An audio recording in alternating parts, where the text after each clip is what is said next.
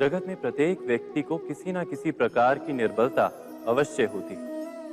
जैसे कोई बहुत तेजी से दौड़ नहीं पाता तो कोई अधिक भार नहीं उठा पाता, कोई असाध्य रोग से पीड़ित रहता है तो कोई पढ़े हुए पाठों को स्मरण में नहीं रख पाता। ऐसे अनेकों उदाहरण और भी हैं।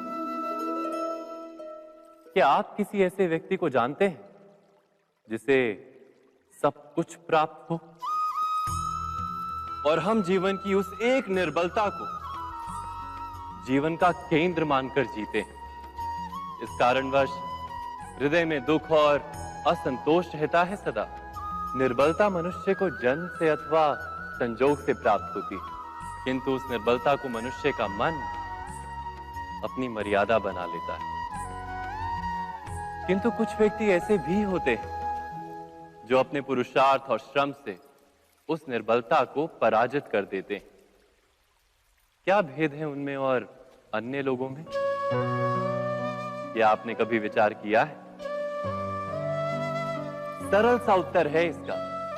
जो व्यक्ति निर्बलता से पराजित नहीं होता, जो पुरुषार्थ करने का साहस रखता है हृदय में, वो निर्बलता को पार कर जाता है।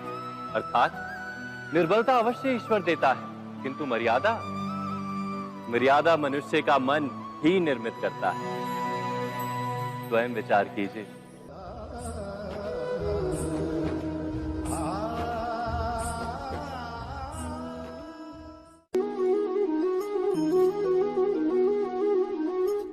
भविष्य का दूसरा नाम है संघर्ष। हृदय में आज इच्छा होती है और यदि पूर्ण नहीं हो पाती तो हृदय भविष्य की योजना बनाता है।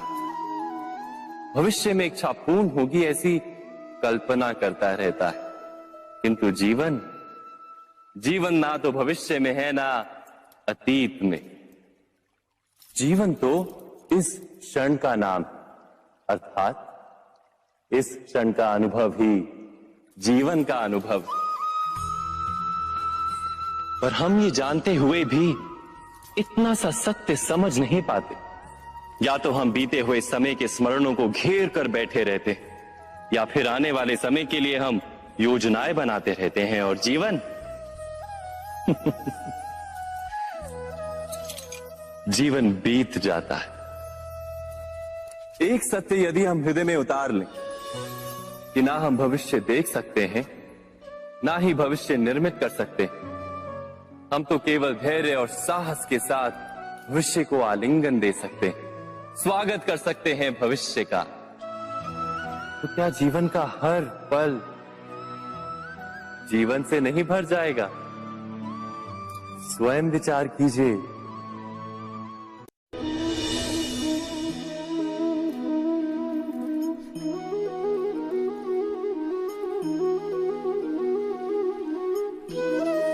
ज्ञान प्राप्ति सदा ही समर्पण से होती है, ये हम सब जानते हैं। किंतु समर्पण का वास्तविक महत्व क्या है? क्या हमने कभी विचार किया? मनुष्य का मन सदा ही ज्ञान प्राप्ति में विभिन्न बाधाओं को उत्पन्न करता है। कभी किसी अन्य विद्यार्थी से ईर्ष्या हो जाती है, कभी पढ़ाए हुए पाठों पर संदेह जन्मता है और कभी गुरु द्वारा दिया गया दंड मन को अहंकार से भर देता है। नहीं, क्या ऐसा नहीं होता? न जाने कैसे कैसे विचार मन को भटकाते हैं और मन की इसी अयोग्य स्थिति के कारण हम ज्ञान प्राप्त नहीं कर पाते। मन की योग्य स्थिति केवल समर्पण से निर्मित होती है। समर्पण मनुष्य के अहंकार का नाश करता है। ईर्ष्या, महत्वाकांक्षा आदि भावनाओं को दूर कर हृदय को शांत करता है और मन को एकाग्र करता है। वास्तव में ईश्वर की सृष्टि में ना ज्ञान की मर्यादा है, ना ज्ञानियों की। गुरु दत्तात्रेय ने तो गाय और श्वान से भी ज्ञान प्राप्त कर लिया था। अर्थात विषय ब्रह्म ज्ञान का हो या जीवन के ज्ञान का या गुरुकुल में प्राप्त होने वाले ज्ञान का, उसकी प्राप्ति के लिए गुरु से अधिक महत्व है उस गुरु के प्रति हमारा समर्पण। क्या ये सत्य नहीं?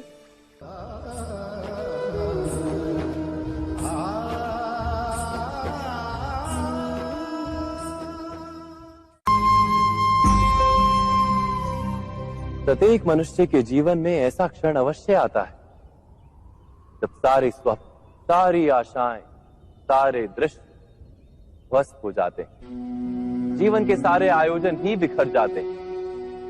एक और धर्म होता है और दूसरी ओर सुख। इसी को धर्म संकट कहते हैं। जब धर्म का वहन ही संकट हो और धर्म का त्याग ही सुख हो। विचार कीजिए, कभी किसी स्वजन के विरुद्ध सत्य बोलने का अवसर प्राप्त हो जाता है, कभी ठीक दरिद्रता के समय सरलता से चोरी करने का मार्ग प्राप्त हो जाता है, कभी किसी शक्तिशाली राजनेता या राजा के कर्मचारी का अधर्म प्रकट हो जाता है। सबके जीवन में ऐसी घटना बनती ही रहती है। अधिकतर लोग ऐसे किसी क्षण को धर्म संकट के रूप में जान ही नहीं पाते। हमें किसी प्रकार के संघर्ष का अनुभव ही नहीं होता। सहजता से सुख की ओर खींचे चले जाते हैं, जैसे मक्खी गुड़ की ओर खींची चली जाती। वास्तव में धर्म संकट का क्षण ईश्वर के निकट जाने का क्षण होता है। यदि हम संघर्षों से भयभीत ना, सुख की ओर आकर्षित ना, अपने धर्म पर दृढ़ रहे, तो ईश्वर का साक्षात्कार दूर नहीं।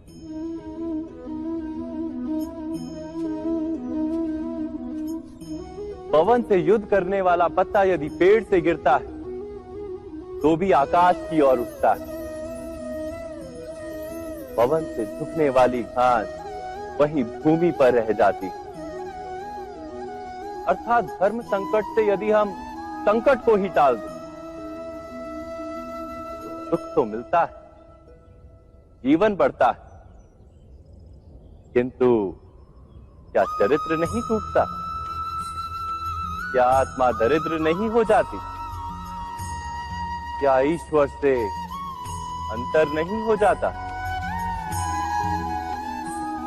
स्वयं विचार किए।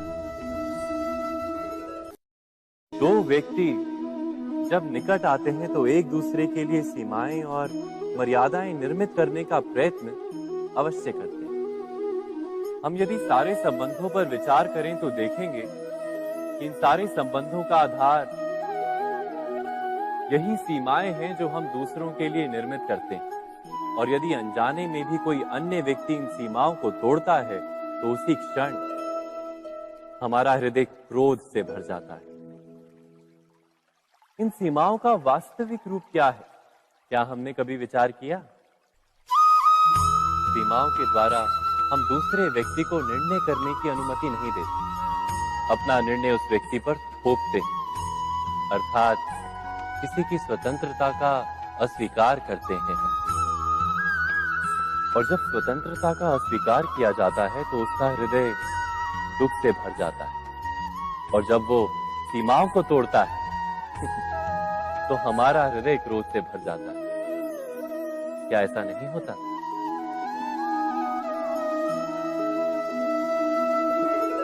पर यदि एक दूसरे की स्वतंत्रता का सम्मान किया जाए तो किसी मर्यादाओं या सीमाओं की आवश्यकता ही नहीं होती। अर्थात जिस प्रकार स्वीकार किसी संबंध का देह है, क्या वैसे ही स्वतंत्रता किसी संबंध की आत्मा नहीं? स्वयं विचार कीजिए। सबके जीवन में ऐसा प्रसंग अवश्य आता है कि सत्य कहने का निश्चय होता है हृदय में, किंतु मुख से सत्य निकल नहीं पाता। कोई भय मन को घेर लेता है। किसी घटना अथवा प्रसंग के बारे में बात करना या फिर स्वयं से कोई भूल हो जाए उसके बारे में कुछ बोलना, क्या ये सत्य है?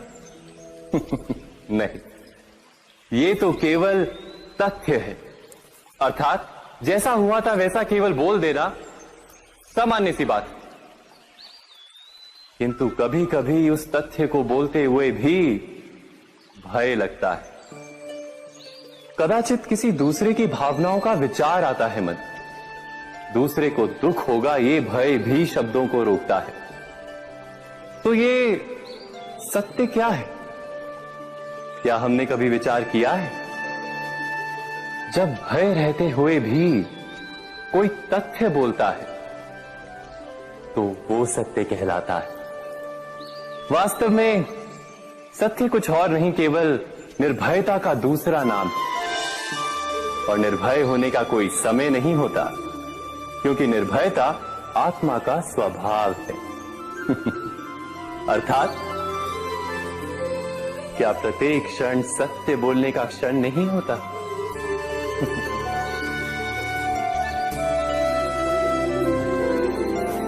स्वयं विचार कीजिए।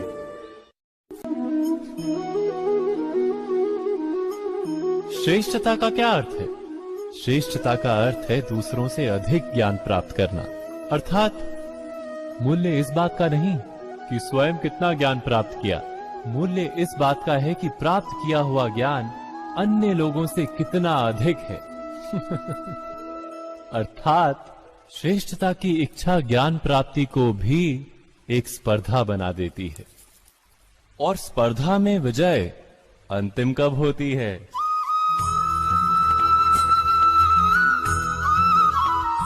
कुछ समय के लिए तो श्रेष्ठ बना जा सकता है, किंतु सदा के लिए कोई श्रेष्ठ नहीं रह पाता। फिर वही असंतोष, पीड़ा और संघर्ष जन्म लेता है। किंतु श्रेष्ठ बनने के बदले यदि उत्तम बनने का प्रयत्न करें तो क्या होगा? उत्तम का अर्थ है कि जितना प्राप्त करने योग्य है वो सब प्राप्त करना, किसी से अधिक पाने की इच्छा से नहीं, मात्र आत्मा की तृप्ति हेतु कुछ प्राप्त करना। उत्तम के मार्ग पर किसी अन्य से स्पर्धा नहीं होती, स्वयं अपने आप से स्पर्धा होती है।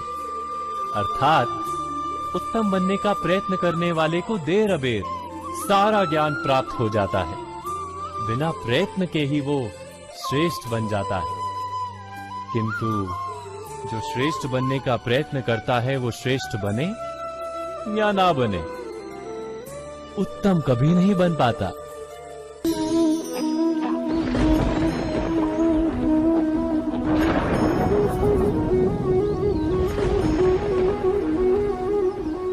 सपनों और पूर्वाभासों के आधार पर हम भविष्य के सुख दुख की कल्पना करते हैं।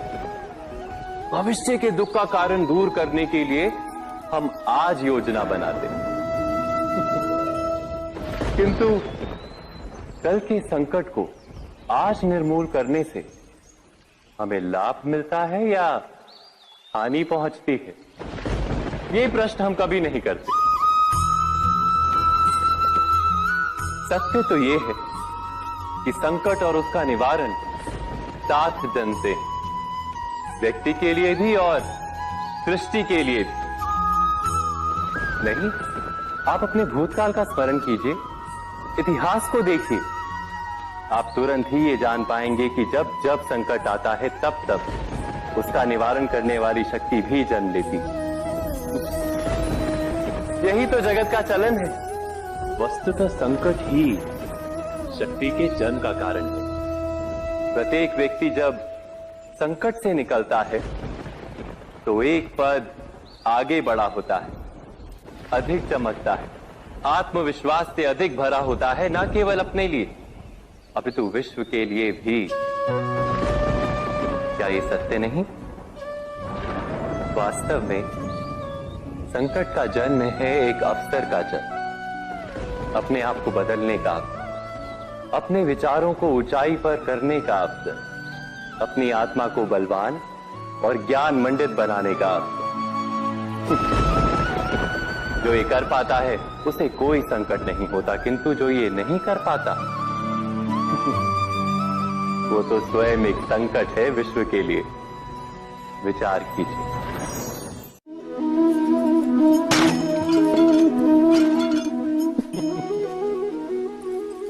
कभी कभी कोई घटना मनुष्य के जीवन की सारी योजनाओं को तोड़ देती और मनुष्य उस आघात को अपने जीवन का केंद्र मान लेता।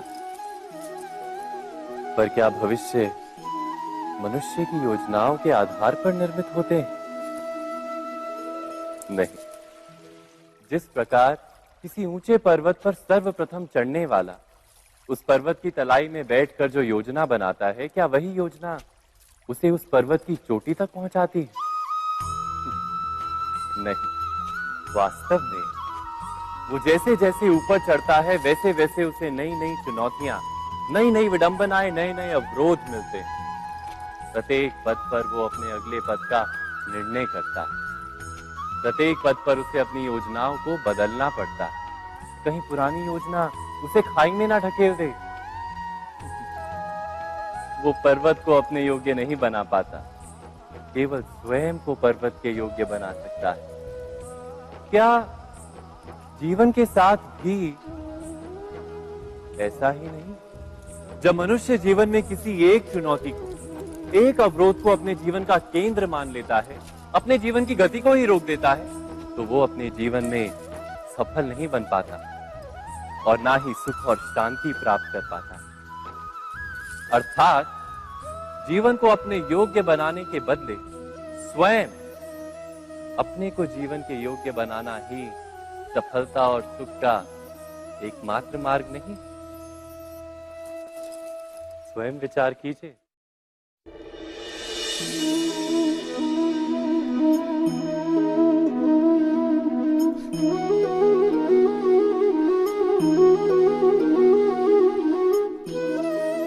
जीवन का हर क्षण निर्णय का क्षण होता है। प्रत्येक पद पर दूसरे पद के विषय में कोई निर्णय करना ही पड़ता है और निर्णय अपना प्रभाव छोड़ जाता है।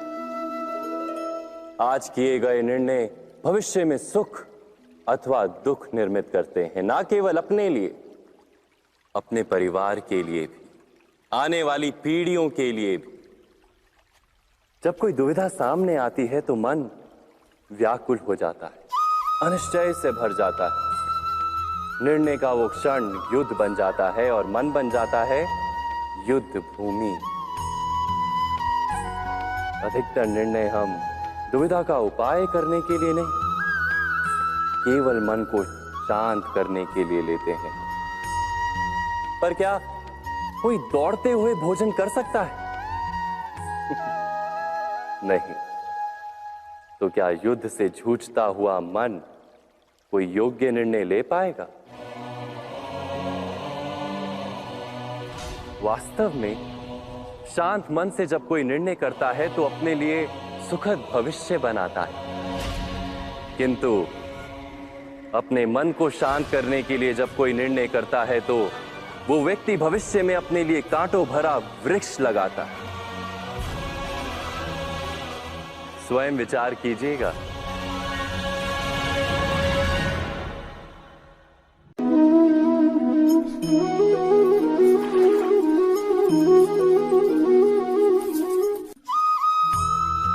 जीवन में आने वाले संघर्षों के लिए जब मनुष्य स्वयं को योग्य नहीं मानता, जब उसे अपने ही बल पर विश्वास नहीं रहता, तब वो सद्गुणों को त्याग कर दुर्गुणों को अपनाता है। वस्तुतः मनुष्य के जीवन में दुर्जनता जन्म ही तब लेती है जब उसके अंतर में आत्मविश्वास नहीं होता। आत्मविश्वास ही अच्छाई को धारण करता है। ये आत्मविश्वास है क्या?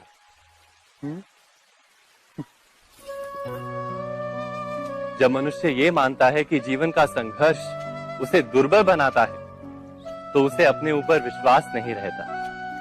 वो संघर्ष के पार जाने के बदले संघर्ष से छूटने के उपाय ढूंढने लगता है। किंतु जब वो ये समझता है कि ये संघर्ष उसे अधिक शक्तिशाली बनाते हैं, ठीक जैसे व्यायाम करने से देह की शक्ति बढ़ती, तो प्रत्येक संघर्ष के साथ उसका उत्साह बढ़ता है।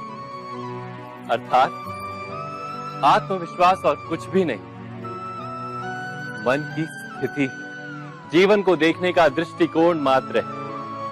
और जीवन का दृष्टिकोण तो मनुष्य के अपने वश में होता है। स्वयं विचार कीजिए।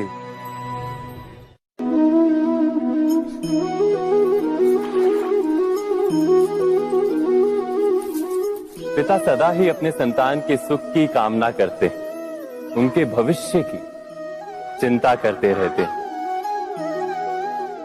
इसी कारणवश सदा ही अपने संतानों के भविष्य का मार्ग स्वयं निश्चित करने का प्रयत्न करते रहते। जिस मार्ग पर पिता स्वयं चला है, जिस मार्ग के कंकर पत्थर को स्वयं देखा है, मार्ग की छाया, मार्ग की धूप को स्वयं जाना है, उसी मार्ग पर उसका पुत्र भी चले, यही इच्छा रहती है हर पिता की। निस्संदेह उत्तम भावना है ये, किंतु 3 प्रश्नों के ऊपर विचार करना हम भूल ही जाते हैं। कौन से प्रश्न? प्रथम प्रश्न, क्या समय के साथ प्रत्येक मार्ग बदल नहीं जाते? क्या समय सदा ही नई चुनौतियों को लेकर नहीं आता? तो फिर बीते हुए समय के अनुभव नई पीढ़ी को किस प्रकार लाभ दे सकते हैं? दूसरा प्रश्न, क्या प्रत्येक संतान अपने माता पिता की छवि होता है? हाँ, संतानों को संस्कार तो अवश्य माता पिता देते हैं, किंतु भीतर की क्षमता तो ईश्वर देते हैं। तो जिस मार्ग पर पिता को सफलता मिली है, विश्वास है कि उसी मार्ग पर उसकी संतानों को भी सफलता और सुख प्राप्त होगा। तीसरा प्रश्न, क्या जीवन के संघर्ष और चुनौतियां लाभकारी नहीं होती? क्या प्रत्येक नया प्रश्न एक नए उत्तर का द्वार नहीं खोलता? तो फिर संतानों को नए नए प्रश्नों, संघर्षों और चुनौतियों से दूर रखना, ये उनके लिए लाभ करना कहलाएगा या हानि पहुंचाना? अर्थात जिस प्रकार संतान के भविष्य का निर्माण करने के बदले उसके चरित्र का निर्माण करना श्रेष्ठ है, वैसे ही संतानों के जीवन का मार्ग निश्चित करने के बदले उन्हें नए संघर्षों के साथ जूझने के लिए मनोबल व ज्ञान देना अधिक लाभदायक नहीं होगा।